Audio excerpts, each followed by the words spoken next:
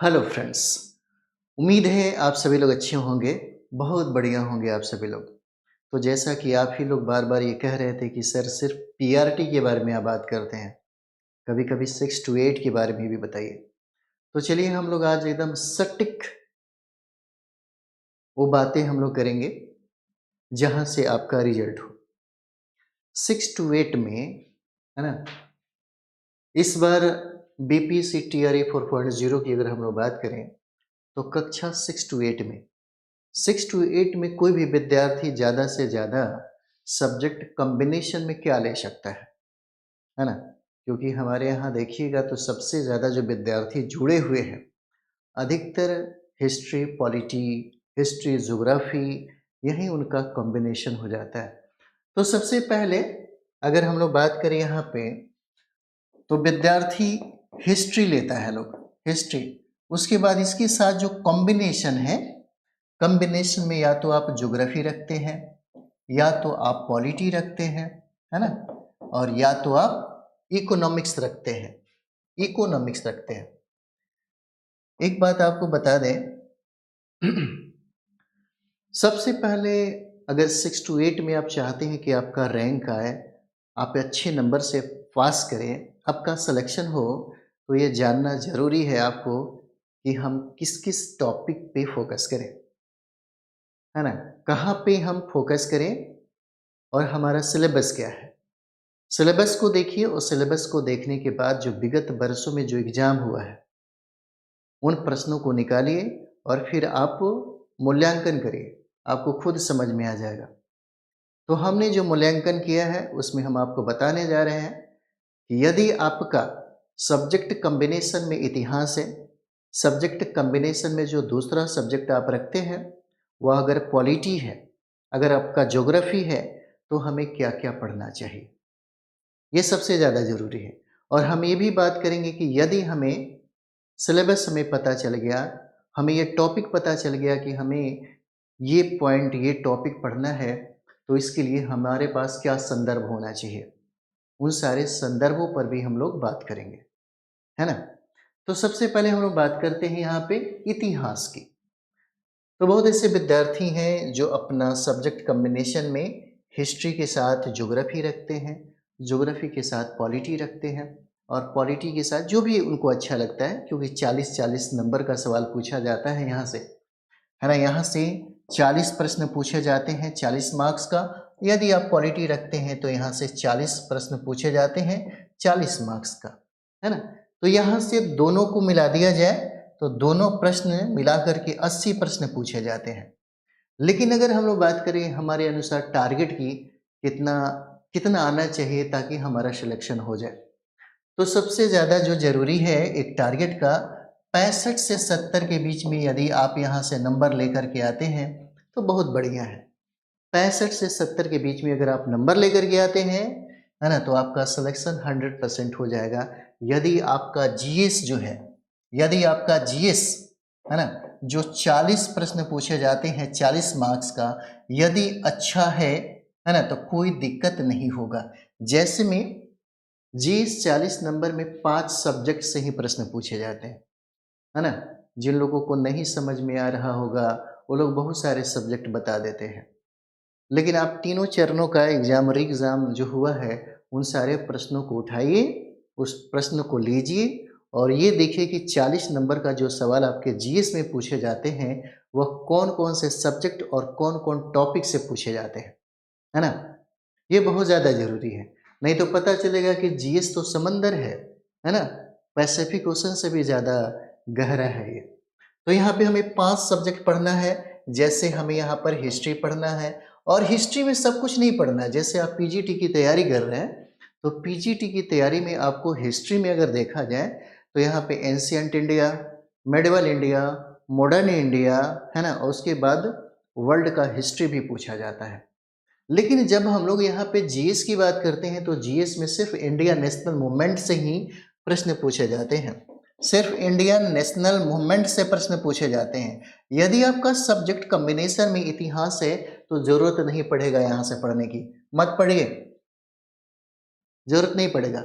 इसका मतलब जो 8 प्रश्न यहाँ से पूछे जाते हैं वह 8 प्रश्न आपके सब्जेक्ट कॉम्बिनेशन पढ़ने की वजह से कंप्लीट हो गया। दूसरा जो सब्जेक्ट है वह दूसरा सब्जेक्ट हो जाता है ज्योग्राफी का। यदि आपका, और यहाँ पे ज्योग्राफी की हम लोग बात करें तो ज्योग्राफी जो आपके सब्जेक्ट कॉम्बिनेशन में है और ज्योग्राफी जो आपके जीएस में है, दोनों में फर्क है। इस बात को समझिएगा। यदि आपका सब्जेक्ट कॉम्बिनेशन में ज्योग्राफी है तो यहाँ पे ज्योग्राफी आपको पढ़ने की जरूरत नहीं है, जो 8 प्रश्न पूछे जाते हैं और मात्र यहाँ से जो ज्योग्राफी पूछे जाते हैं वह इंडियन ज्योग्राफी होता है, भारत का भूगोल। और ये जो प्रश्न यहाँ पे पूछे जाते हैं ये प्रश्न आपसे बिहार के संदर्भ में पूछा जाता है। और तीसरा जो सब्जेक्ट आपको पढ़ना है वह हो जाता है आपका साइंस, है ना।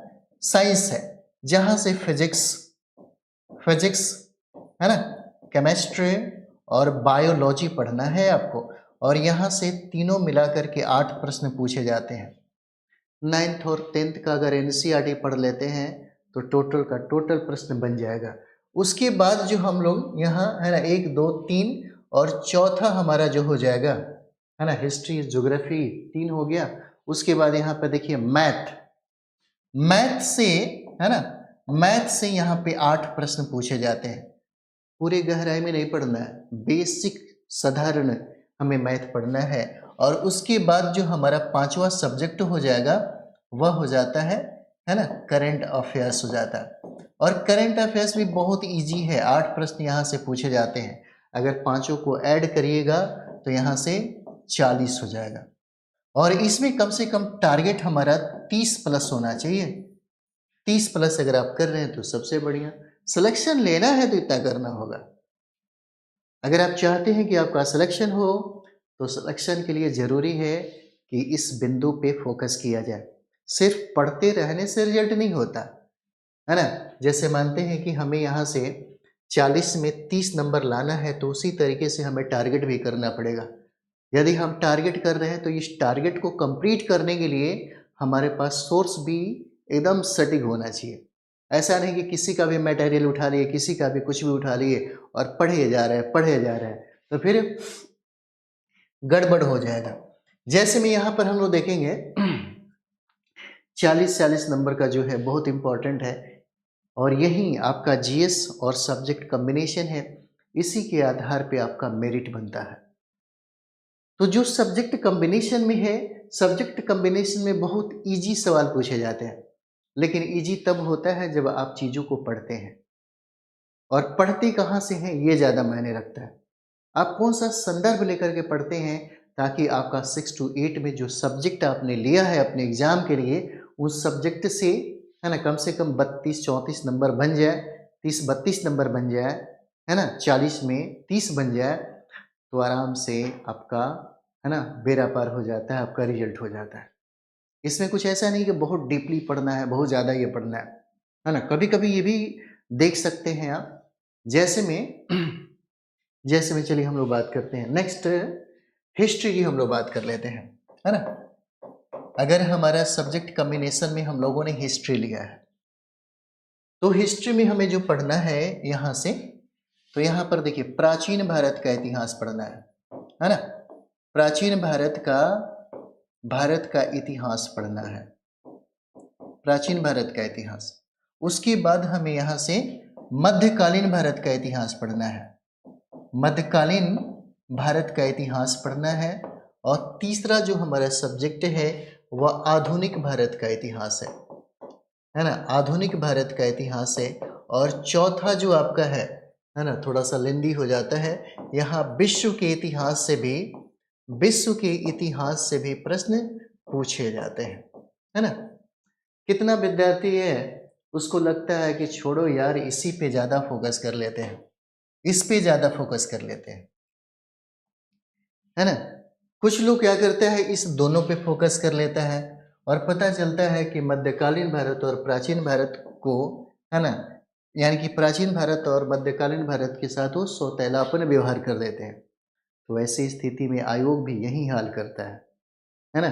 इसीलिए यदि आपके सिलेबस में दिया गया है प्राचीन भारत में जितने भी टॉपिक हैं, हम सारे टॉपिक बताएंगे कौन सा टॉपिक पढ़ा जाए, है ना। कौन सा इम्पोर्टेंट टॉपिक है, हम उस पे भी बात करेंगे। पहले इस चीज़ को समझते हैं हम लोग।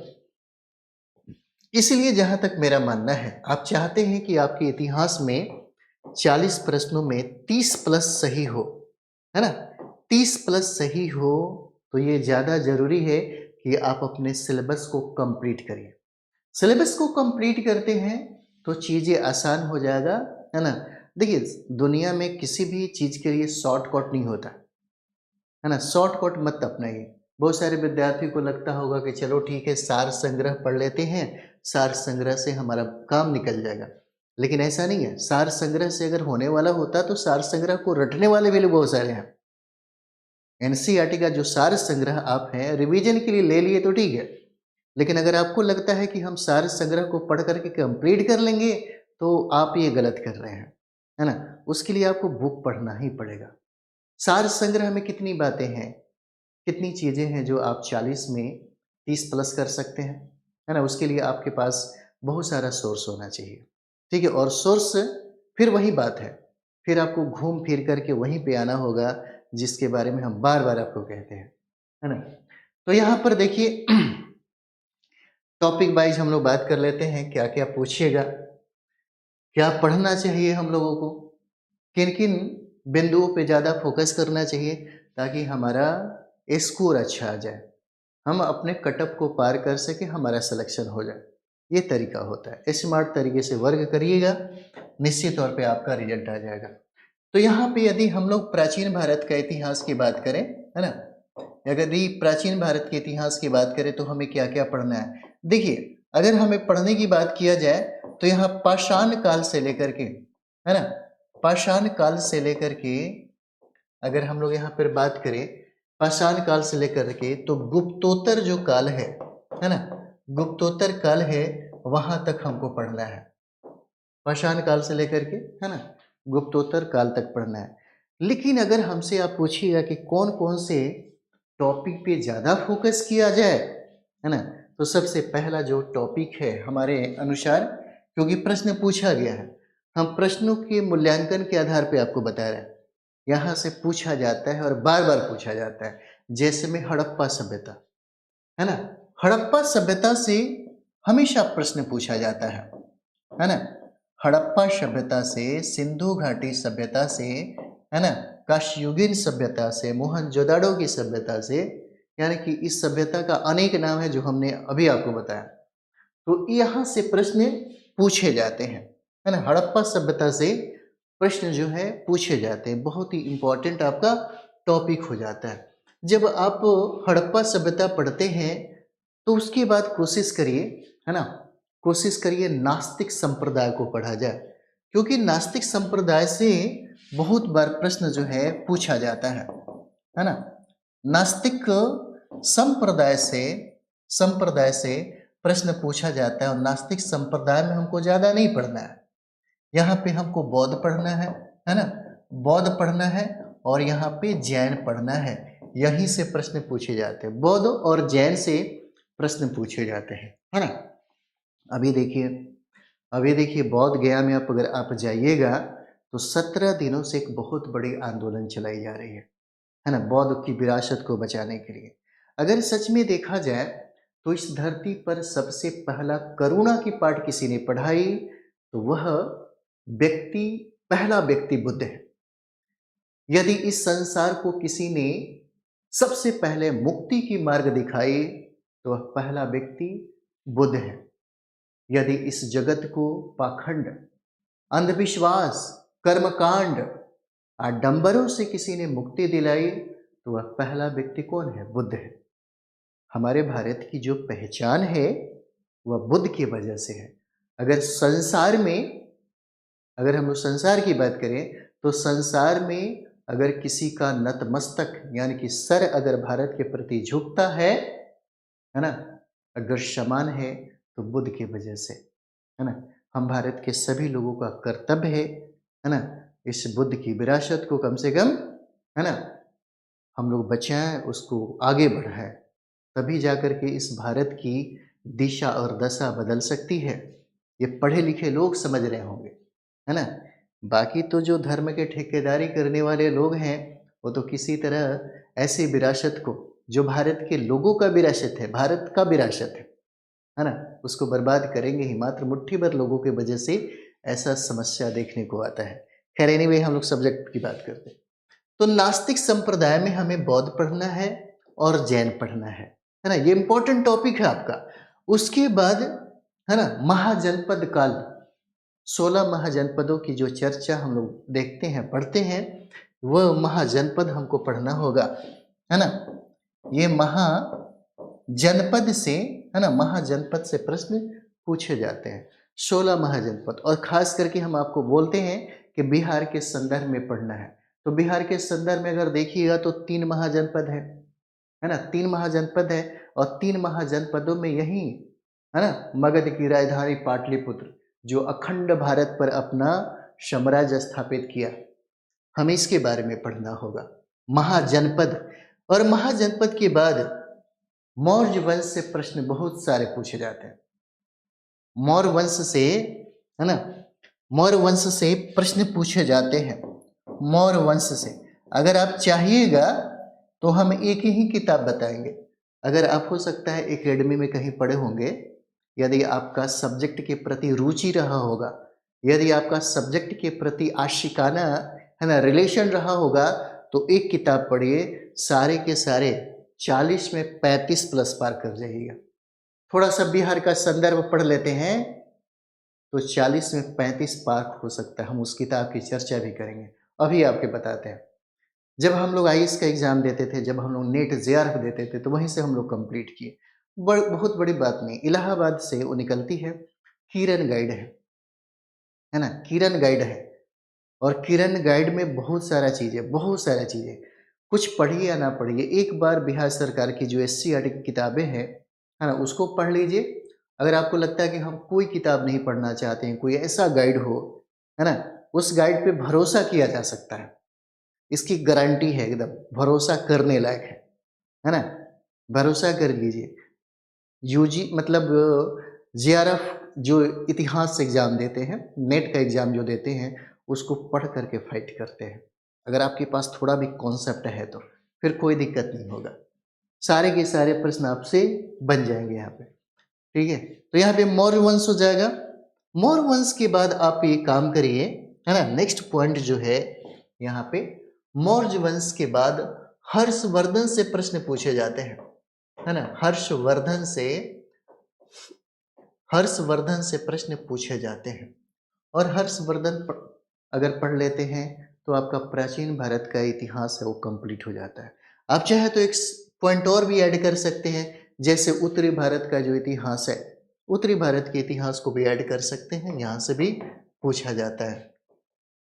अब आप ये सोच रहे होंगे कि सर आप ऐसे बोलते बोलते सारा, है ना, टॉपिक ही करवा दिए, है ना, लेकिन सही बताते हैं आपको, जितना भी मोस्ट इम्पॉर्टेंट जो टॉपिक था, जहाँ से बार बार बीपीएससी प्रश्न पूछा है, हमने उसको नोट डाउन करवा लिया, है ना। अगर आप इतना भी फोकस करते हैं तो निश्चित तौर पे आपका सिलेक्शन होगा, आपका रिजल्ट हो जाएगा। उसके बाद हम लोग बात करते हैं मेडिवल इंडिया की, है ना। उसके बाद हम लोग बात करते हैं मध्यकालीन भारत का इतिहास। तो है ना, मध्यकालीन भारत का इतिहास जो है, पेन चेंज कर दिया जाए, मध्यकालीन भारत का इतिहास जो है, यहाँ से सबसे ज्यादा जो सवाल है ना, दो ही चीजें पढ़ना है, ज्यादा मत पढ़िए। दो टॉपिक को पढ़ने में बहुत समय लगता है ना, बहुत समय लगता है, बहुत सारा टाइम लगता है। तो यहाँ पे मध्यकालीन भारत अगर पढ़ना चाहते हैं तो दिल्ली सल्तनत पढ़िए, है ना, दिल्ली सल्तनत पढ़िए। और दिल्ली सल्तनत में, है ना, दिल्ली सल्तनत में देखिए ऐसा भी नहीं है, दिल्ली सल्तनत में पर्सनालिटी से बहुत सारे प्रश्न पूछे जाते हैं, व्यक्तित्व से। जैसे में अगर हम लोग बात करें तो ऐबक से प्रश्न पूछा जाता है। आप पिछली बार आप लोग एग्जाम दिए होंगे, है ना, पिछले बार हो सकता है कि आप लोग एग्जाम दिए होंगे, तो इल्तुतमिश से प्रश्न पूछा गया था, है ना, इल्तुतमिश से प्रश्न यहाँ पर पूछा गया था, ठीक है। उसके बाद बलबन पढ़ लीजिए। बलबन के बाद आप देखिए अलाउद्दीन खिलजी से भी प्रश्न पूछे जाते हैं, है ना। उसके बाद फिरोज शाह तुगलक, मोहम्मद बिन तुगलक, इस सब चीज़ को एक बार पढ़ लीजिए, है ना? यहाँ से भर भर के सवाल पूछे जाते हैं। व्यक्तित्व, शासन, प्रशासन से रिलेटेड, है ना? उसके बाद जो दूसरा हमें पढ़ना है ना? दूसरा जो मेडिवल इंडिया में हमें पढ़ना है, दूसरा जो हमारा टॉपिक होगा, वह टॉपिक हमारा मुगल काल हो जाता है ना? मुगल काल पढ़ना है हमको, मुगल काल। और मुगल काल में एक चीज़ और भी देखिएगा, सबसे ज़्यादा जो सवाल है, सबसे ज़्यादा सवाल अकबर के शासनकाल के संदर्भ में प्रश्न पूछा गया, अकबर के शासनकाल से संबंधित। इसी तरह से अगर आपको पढ़ना हो तो व्यक्तित्व में जरूर पढ़ लीजिएगा सारे लोगों का, जैसे शाहजहां हो गया, है ना? जैसे में आप जहांगीर की बात भी कर सकते हैं, जहांगीर से भी सवाल पूछा जा सकता है। जैसे औरंगजेब हो गया, है ना?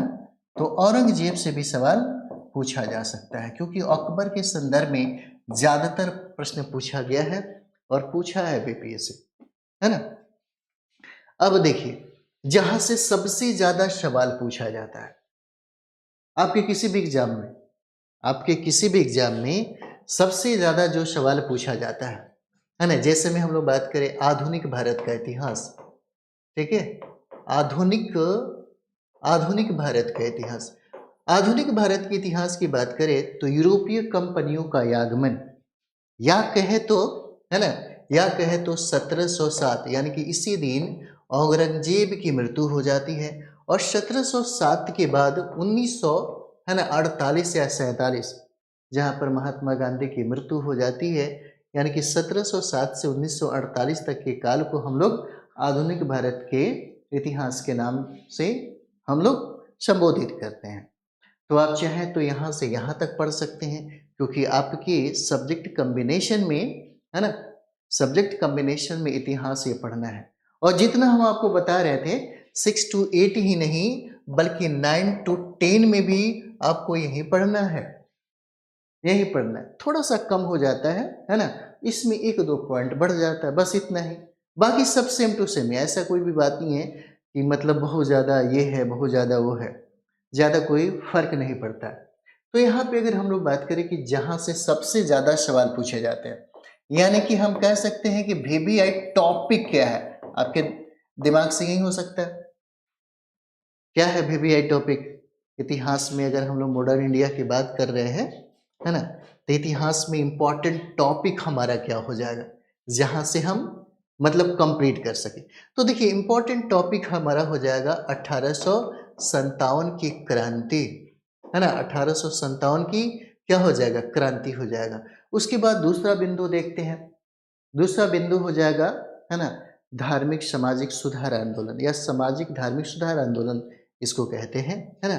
सामाजिक धार्मिक, है ना, सामाजिक धार्मिक सुधार आंदोलन, यहाँ से भी प्रश्न पूछे जाते हैं, इंपॉर्टेंट है ना? इंपॉर्टेंट ये सब चीज होता है। उसके बाद हमें जो पढ़ना ये जो अभी हम लोग अभी पढ़ने जा रहे हैं, इसके बाद जो टॉपिक की हम बात कर रहे हैं, है ना, वह हो जाएगा आपका इंडियन नेशनल मूवमेंट हो जाएगा। हमको यहाँ से इंडिया नेशनल मूवमेंट पढ़ना है। और अभी हमने जीएस जो 40 नंबर की बात किया था, जिसमें हमने ये कहा था कि इतिहास आपको पढ़ना है, तो इतिहास में आपको मॉडर्न इंडिया में भारतीय राष्ट्रीय आंदोलन यही पढ़ना है। और इसकी अगर हम लोग बात करें, है ना, तो 1885 से लेकर के, है ना, 1947 या 1948 तक ही हमको पढ़ना है। जैसे में इंडिया नेशनल मूवमेंट की अगर हम लोग बात करें, तो इंडिया नेशनल मूवमेंट को हम लोग 3 भागों में डिवाइड करके पढ़ते हैं। 3 भागों में क्या है? तो सबसे पहले हम लोग 1885 से लेकर के 1905 तक पढ़ेंगे, जिसके काल को हम लोग उदारवादी चरण कहते हैं, है ना, जिसके काल को हम लोग उदारवादी चरण कहते हैं। उसके बाद यहाँ पे दूसरा जो चरण हो जाएगा 1905 से लेकर के 1919 तक, जिसको हम लोग उग्रवादी चरण कहते हैं, है ना, जिसको हम लोग उग्रवादी चरण कहते हैं। और तीसरा जो काल है, वह तीसरा काल हो जाएगा 1919 से लेकर के 1948 तक, यानी कि इस समय गांधी, है ना, बहुत ज्यादा सक्रिय थे, यानी कि महात्मा गांधी का प्रवेश सक्रिय रूप से 1919 में होता है राजनीति में। और यही वजह है कि इनके ही युग को हम लोग गांधी युग के नाम से जानते हैं, यानी कि 1919 से लेकर के 1948 तक। बस हो गया, हमने अभी टोटल बात किया है प्राचीन भारत का इतिहास, मध्यकालीन भारत का इतिहास और आधुनिक भारत का इतिहास। अब रहा जो हम लोग विश्व के इतिहास के बारे में बात करेंगे, तो विश्व का जो इतिहास है वो भी देख लीजिए, है ना। विश्व के इतिहास में हमें क्या क्या पढ़ना है, तो विश्व के इतिहास में, है ना, विश्व के इतिहास में हम इम्पॉर्टेंट टॉपिक की बात कर लेते हैं और उसको भी अगर आप फोकस करिएगा तो वहाँ से प्रश्न गड़बड़ नहीं होगा। जैसे पहला अगर बिंदु की बात करें, है ना, तो रूसी क्रांति हो जाएगा, फ्रांसीसी क्रांति हो जाएगा, अमेरिकी क्रांति हो जाएगा। यहाँ से हमेशा प्रश्न पूछे जाते हैं, यहाँ से हमेशा प्रश्न जो है पूछे जाते हैं, है ना। फ्रांस की क्रांति, फ्रांस की क्रांति, है ना। उसके बाद आप देखते हैं यहाँ पे अमेरिकी क्रांति, है ना, अमेरिकी क्रांति, यहाँ से प्रश्न पूछे जाते हैं। उसके बाद देखिए क्या है, रूसी क्रांति, है ना, रूसी क्रांति से प्रश्न पूछे जाते हैं। एक और बिंदु है भौगोलिक खोज, है ना, भौगोलिक खोज से भी प्रश्न पूछे जाते हैं, है ना, भौगोलिक खोज से भी प्रश्न पूछे जाते हैं यहाँ पे, है ना। उसके बाद यूरोप में राष्ट्रवाद का उदय, आगे हम लोग देख लेते हैं इसमें, है ना, इसको आगे बढ़ाते हैं। देखिए यूरोप में राष्ट्रवाद का उदय इंपॉर्टेंट टॉपिक है।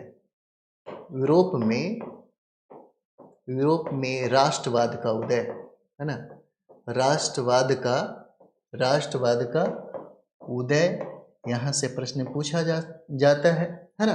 उसके बाद देखिए यूरोप में राष्ट्रवाद का उदय और यूरोप में समाजवाद का उदय, समाजवाद का, है ना, समाजवाद का उदय, यहाँ से प्रश्न पूछे जाते हैं आपसे, ठीक है। उसके बाद अगर हम लोग बात करें तो देखिएगा प्रथम विश्व युद्ध हो गया, द्वितीय विश्व युद्ध हो गया, यहाँ से प्रश्न पूछा जाता है। मतलब प्रथम, है ना, प्रथम विश्व युद्ध हो गया, प्रथम विश्व युद्ध। उसके बाद यहाँ पर हम लोग देखते हैं द्वितीय विश्व युद्ध है, तो द्वितीय विश्व युद्ध से भी प्रश्न पूछे जाते हैं।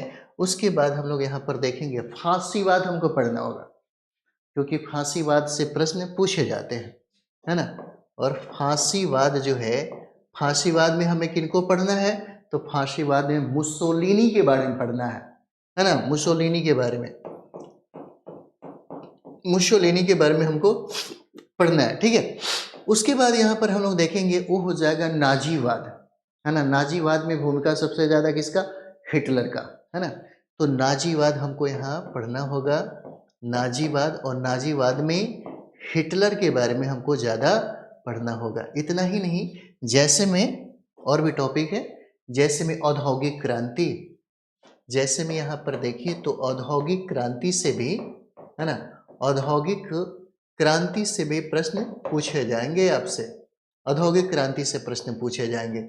जैसे यहाँ पर वैश्वीकरण, वैश्वीकरण से भी प्रश्न पूछे जाएंगे, है ना, यहाँ पर। उसके बाद संयुक्त राष्ट्र संघ, संयुक्त राष्ट्र संघ से भी प्रश्न पूछे जाएंगे आपके, संयुक्त राष्ट्र, है ना, संघ से भी प्रश्न पूछे जाएंगे। तो ये हो जाता है हमारे इतिहास का टॉपिक, जो इम्पोर्टेंट टॉपिक है, जहाँ से प्रश्न हमेशा पूछा जाता है। अगर हम लोग इस तरीके से इन बिंदुओं पे अच्छे तरीके से स्टडी कर लें तो निश्चित तौर पे कोई बड़ी बात नहीं है, रिजल्ट आ जाएगा और आपका स्कोर भी, आपका कटअप भी आप खुद से पार कर सकते हैं। अभी का समय क्या है कि ज़्यादा डिपेंड जो है, ज़्यादा डिपेंड होने से अच्छा है आप अपने पास संदर्भ रखिए और संदर्भ को बेहतर तरीके से स्टडी करिए। अगर आपको लगता है कि हमको इस बार कंप्लीट करना चाहिए तो इसके लिए कोई शॉर्टकट नहीं होता, आपको हार्ड वर्क करना पड़ेगा, स्मार्ट वर्क करना पड़ेगा, ठीक है। उसके बाद हम लोग यहाँ पर बात करते हैं, अगर आपका सब्जेक्ट कॉम्बिनेशन में, है ना, भारतीय राज व्यवस्था है, तो भारतीय राज व्यवस्था में इंपॉर्टेंट टॉपिक क्या हो जाएगा, क्या भारतीय राज व्यवस्था में, है ना। तो भारतीय राज व्यवस्था में बात करें, देखिए एक चीज और भी है, जैसे माने कि अभी हम लोग 6 to 8 कर रहे हैं, 6 to 8 कर रहे हैं, तो 6 to 8 में भारतीय राज व्यवस्था जो आप लेते हैं, मतलब इतिहास के साथ जब आप पॉलिटी का कॉम्बिनेशन रखते हैं, तो यहाँ पे जो हमें पढ़ना है ना, तो इसमें जो बिंदु है, इसमें जो टॉपिक है वो अलग है ना। और यहाँ पर जब आप 9th और 10th में पढ़ते हैं, जब आप 9th है ना 9th 10th के लिए आप तैयारी करते हैं, तो यहाँ पे पॉलिटी जो है वो थोड़ा सा चेंज हो जाता है। कहने का मतलब है यहाँ पे आपसे जो प्रश्न पूछे जाएंगे, जैसे लोकतंत्र है ना, लोकतंत्र से प्रश्न बहुत पूछे जाते हैं यहाँ पर। तो यहाँ पे जो सिद्धांत है, जो चिंतन है, उसके लिए आप एनसीईआरटी की किताबें खरीदिएगा, तब जाकर के आपका यहाँ से प्रश्न जो है सॉल्व होगा। लेकिन यदि आप चाहते हैं कि 6 to 8 में हम सब्जेक्ट कम्बिनेशन में है ना, सब्जेक्ट कम्बिनेशन में यदि हमने 6 to 8 की हम लोग बात करें अभी, तो 6 to 8 में अगर आप इंडियन पॉलिटी पढ़ते हैं तो इंडियन पॉलिटी से आपके सारे के सारे प्रश्न पूछे जाएंगे। लेकिन यहाँ पे थोड़ा सा डिफरेंट हो जाता है, क्योंकि यहाँ पर आपकी कॉन्सेप्ट लेवल से प्रश्न पूछे जाते हैं 9 to 10 में, और जैसे ही आप पीजीटी में जाते हैं तो वहाँ पे सबसे ज़्यादा गहराई का डिमांड होता है और बहुत ईजी होता है। अगर कॉन्सेप्ट आप समझ रहे हैं है ना, तब तो कोई बात नहीं है, लेकिन अगर आप नहीं समझ रहे हैं तो आपके लिए बड़ा मुश्किल पैदा कर देगा, है ना। जैसे आप लोग जनरल कंपटीशन की तैयारी करते हैं तो 6 to 8 में जो पढ़ना है वही चीज़ें हमें जनरल कंपटीशन में भी पढ़ना है। जैसे में अगर हम लोग बात करें कि भारतीय राज्य व्यवस्था में हमको पढ़ना गया है, तो संविधान का निर्माण, संविधान के निर्माण से प्रश्न पूछे जाते हैं, है ना। यहाँ पर संविधान का जो निर्माण है, संविधान के निर्माण से प्रश्न पूछे जाते हैं, ठीक है। चलिए पेन चेंज कर लिया जाए। दूसरा जो हमारा बिंदु हो जाएगा, जैसे अनुसूचियां, है ना, अनुसूचियां यहाँ से प्रश्न पूछे जाएंगे, जैसे संविधान के स्रोत से प्रश्न पूछे जाएंगे, है ना। और यहाँ पर देखिए प्रियम्बल यानी कि उद्देशिका, प्रस्तावना, यहाँ से भी है ना, यहाँ से भी प्रश्न पूछे जा सकते हैं, प्रस्तावना से प्रश्न पूछे जाते हैं, ठीक है। उसके बाद हमें नागरिकता पढ़ना है, नागरिकता से प्रश्न पूछे जाते हैं। उसके बाद हमें यहाँ देखा जाए तो फंडामेंटल राइट्स हो जाएगा, यानी कि मौलिक अधिकार, मौलिक अधिकार से प्रश्न पूछे जाते हैं। फंडामेंटल ड्यूटी यानी कि मौलिक कर्तव्य से भी प्रश्न पूछे जाते हैं। उसके बाद यहाँ पर डीपीएसपी यानी कि राज्य के नीति निर्देशक तत्वों से भी प्रश्न पूछे जाते हैं, है ना, राज्य के नीति निर्देशक तत्वों से भी प्रश्न पूछे जाते हैं। इतना ही नहीं, जैसे में हम लोग बात करें तो ये हो जाएगा कार्यपालिका, है ना, कार्यपालिका हो जाएगा। उसके बाद हमें विधायिका पढ़ना है और विधायिका के बाद हमें न्यायपालिका पढ़ना है ना, न्यायपालिका पढ़ना है। तो यहाँ से एक काम करिएगा, एक हो जाएगा केंद्र का, है ना, केंद्र का हो जाएगा, और दूसरा हो जाता है राज्य का। दोनों पढ़ लीजिए, आपका एकदम कंप्लीट हो जाएगा, तैयारी हो जाएगा। उसके बाद एक दो टॉपिक जो है उसको ऐड कर लीजिए, जैसे पंचायती राज व्यवस्था, है ना, क्योंकि आपको बिहार के संदर्भ में पढ़ना पड़ेगा। पंचायती राज है ना व्यवस्था पढ़ लीजिए, और पंचायती राज व्यवस्था के बाद जो दूसरा बिंदु हो जाएगा वह हो जाता है आपका नगर पालिका। नगर पालिका के संदर्भ में भी प्रश्न पूछे जा सकते हैं। और एक बिंदु और है ना, वो हो जाएगा आपका संविधान संशोधन, संविधान संशोधन। अगर इतना आप कर लेते हैं तो आपका 6 to 8 में जो सब्जेक्ट कॉम्बिनेशन लिए हुए हैं एकदम कंप्लीट हो जाता है, ग्रांटेड हो जाता है, ठीक है। अब मैंने तो सिलेबस बताया कि ठीक है, आपको सब्जेक्ट कॉम्बिनेशन में आपको पढ़ना क्या है, तो इतिहास आपने लिया है, उसके साथ अपने पॉलिटी लिया है, या उसके साथ आपने ज्योग्राफी लिया है ना, क्या क्या पढ़ना है, कैसे पढ़ना है। अब दिमाग में ये चलता है कि हमने तो सिलेबस को समझा, यहाँ तक कि इम्पोर्टेंट जो बिंदु है, जो VVI है ना, VVI जो टॉपिक है उसको भी हमने समझा। अब मेरे दिमाग में ये बात चलता है कि आखिर हम इसके लिए क्या क्या करें, क्या पढ़े हम इसके लिए, है ना, ये दिमाग में चलता होगा। चलिए हम लोग बात कर लेते हैं क्या पढ़े, क्या पढ़े अब इसके लिए, ठीक है। तो सबसे पहले हम लोग हिस्ट्री की बात करते हैं। तो हिस्ट्री में आप याद रखिएगा, जो बिहार सरकार की जो किताबें हैं, खास करके SCERT की जो किताबें हैं वह 6 क्लास से लेकर के 10th क्लास तक आप हिस्ट्री पढ़ जाइए, हिस्ट्री पढ़ जाइए, जिसमें सब कुछ है। प्राचीन भारत का इतिहास, मध्यकालीन भारत का इतिहास, आधुनिक भारत का इतिहास और विश्व का इतिहास भी है। उसी तरीके से आप यहाँ पे काम करिए, आप NCERT की किताबें, है ना, NCERT की किताबें पढ़ लीजिए। और यहाँ पे ज़्यादा नहीं पढ़ना है, 11th क्लास का है और 12th क्लास का है, जिसमें आपको 4 बुक मिलेंगे। एक हो जाएगा एंशिएंट इंडिया, है ना, दूसरा हो जाएगा आपका मेडिवल इंडिया, तीसरा हो जाएगा आपका मॉडर्न इंडिया और चौथा हो जाएगा आपका वर्ल्ड, है ना, वर्ल्ड हिस्ट्री हो जाएगा। यहीं से एनसीईआरटी से आप कंप्लीट कर लीजिएगा, कोई बड़ी बात नहीं है। उसके बाद जो हम तीसरा संदर्भ की बात कर रहे हैं वह संदर्भ हो जाता है, या तो आप चाहें, है ना, तो किरण गाइड ले लीजिए इतिहास का। इतिहास का आप यहाँ पर किरण गाइड ले लीजिए, बहुत अच्छी गाइड है, आपका 40 में 40 यहाँ से सॉल्व हो सकता है। उसके बाद एक और भी, है ना, एक प्रैक्टिस सेट ले लीजिए। प्रैक्टिस सेट हो जाएगा, है ना, घटना चक्र का, घटना चक्र का, है ना, इतिहास, स्पेशल इतिहास, जिसमें सारे पीसीएस के एग्जाम का जो प्रश्न है पूछा जाता है, उसको ले लीजिए। आपका इतना से काम चल जाएगा, ज़्यादा नहीं पढ़ना, बहुत हो गया, है ना, पहला दूसरा और तीसरा काफ़ी है। इतना अगर कर लीजिएगा तो 40 में 40 आएगा। ज़्यादा ज़्यादा 2-3 प्रश्न ही हो सके आपसे गलत हो, इतना करने में हालत ख़राब हो जाता है ना। सिर्फ दिमाग मतलब पढ़ना नहीं है, इस पे वर्क करना है, स्मार्ट स्टडी करना है ना, प्रैक्टिस करना होता है, तब जाकर के आपका नंबर आएगा। उसी तरीके से यदि हम लोग बात करें कि पॉलिटी में हम लोग क्या करें, है ना, उसी तरीके से अगर हम लोग बात करें तो पॉलिटी में आखिर हम क्या करें, तो देखिए आप चाहें तो 6 से लेकर के, है ना, 10th क्लास तक आप SCERT की किताबें पढ़ सकते हैं। आप इसके साथ ऐड कर सकते हैं NCERT की किताबें पढ़ सकते हैं, है ना। जैसे मानते हैं कि हम लोग बहुत सारे विद्यार्थी हैं, लक्ष्मीकांत भी पढ़ते हैं, सुभाष कश्यप भी पढ़ते हैं, DD बसु क्यों पढ़ना है, बहुत टफ हो जाता है सिविल सर्विस वालों के लिए। हम लोग इस समय में हम लोग DD बसु बहुत पढ़ते थे, तो उतना अब तक मत जाइए, ज़्यादा से ज़्यादा आप चाहें तो बहुत अच्छी बात किताबें बता रहे हैं। प्रतियोगिता दर्पण का एक अतिरिक्त अंक आता है, आप उसको भी ले लीजिएगा, तो बहुत बढ़िया तरीके से समझाया है, जो किसी भी किताब में आपको इस तरीके से नहीं मिलेगा। प्रतियोगिता दर्पण का अतिरिक्तांक आपका आएगा भारतीय राज्य व्यवस्था के संदर्भ में। उसके बाद जो नेक्स्ट हमारा जो होगा वह घटना चक्र का, है ना, घटना चक्र का पॉलिटी ले लीजिए, स्पेशल पॉलिटी।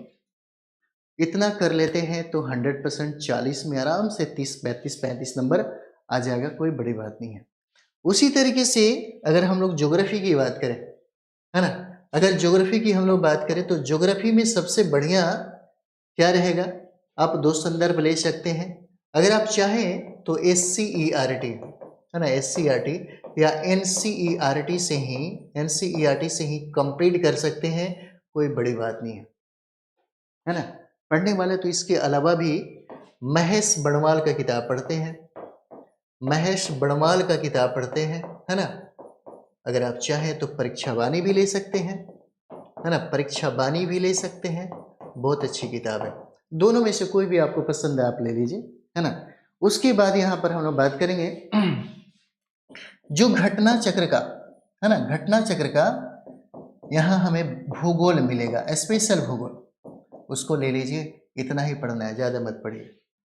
उसी तरीके से इकोनॉमिक्स में भी है, इकोनॉमिक्स में हमको SCERT और NCERT पढ़ना है, और इकोनॉमिक्स का जो घटना चक्र आता है उसको पढ़ना है, इतना कर लीजिए, है ना। जितना भी सब्जेक्ट कॉम्बिनेशन आप लोग लिए हुए हैं, इसी से आपका काम निकल जाता है। उसके बाद रही बात, है ना, यहाँ पर इम्पोर्टेंट जो है, खास करके हम लोग अपनी बात कर रहे हैं, जैसे आपको लगता है कि हमारा अच्छा, है ना, मार्क्स नहीं मिल पा रहा है, हम अपना सेट जब प्रैक्टिस करते हैं तो सेट में हमको नंबर अच्छा नहीं मिल पाता है, तो नंबर अच्छा कैसे मिलेगा, तो देखिए हमारे यहाँ एक होमवर्क सीरीज चलाई जा रही है ना, एक है होमवर्क सीरीज, होमवर्क सीरीज हो जाएगा।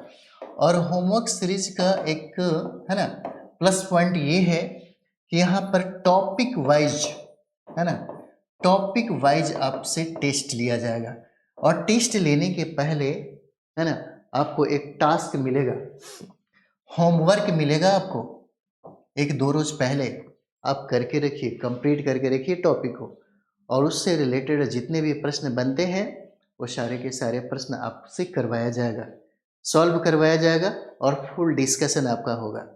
अगर इतना करने के बावजूद भी आपका नंबर नहीं बढ़ रहा है, तो हम लोग बात करेंगे कि कैसे नंबर बढ़ाते हैं, है ना, कैसे आपका स्कोर अच्छा आएगा, क्योंकि यहाँ सवाल स्कोर का है। कितना भी पढ़ लीजिए, कितना भी ज्ञाता हो जाइए, है ना, अगर आपका स्कोर नहीं आ रहा है तो कोई फ़ायदा नहीं है आपके पढ़ाई लिखाई का, है ना। तो यहाँ पे ये ज़्यादा ज़रूरी है टॉपिक वाइज। और ये टॉपिक वाइज हमारा जो टेस्ट सीरीज बन रहा है वह SCERT, है ना, SCERT और प्लस NCERT, NCERT, ये दोनों आधारित हो जाता है, दोनों आधारित है।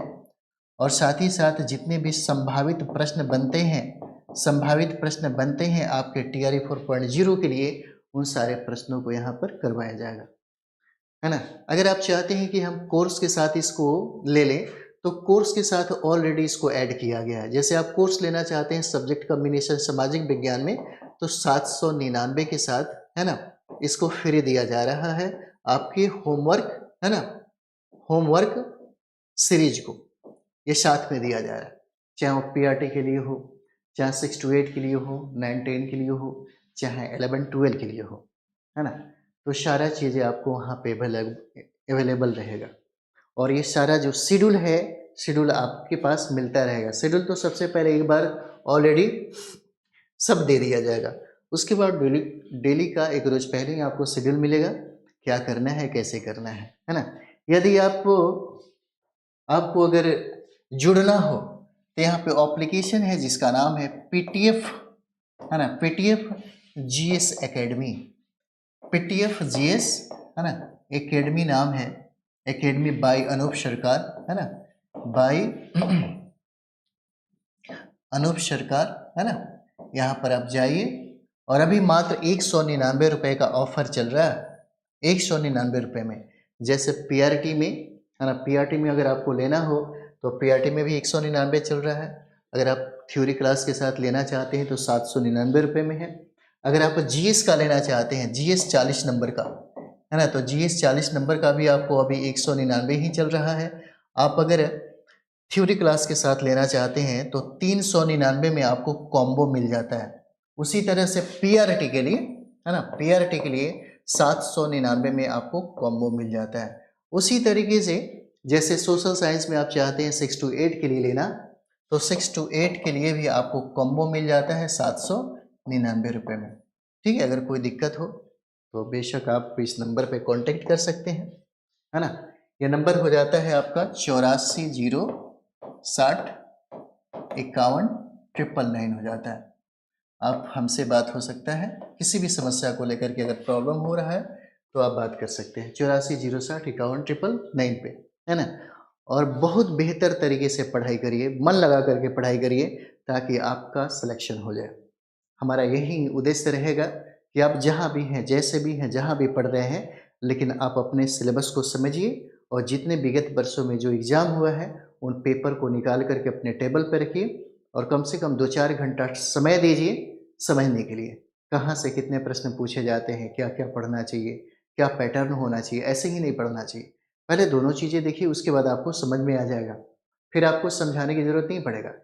तब आपको ये बात समझ में आ जाएगा कि हमको क्या पढ़ना और क्या छोड़ना है।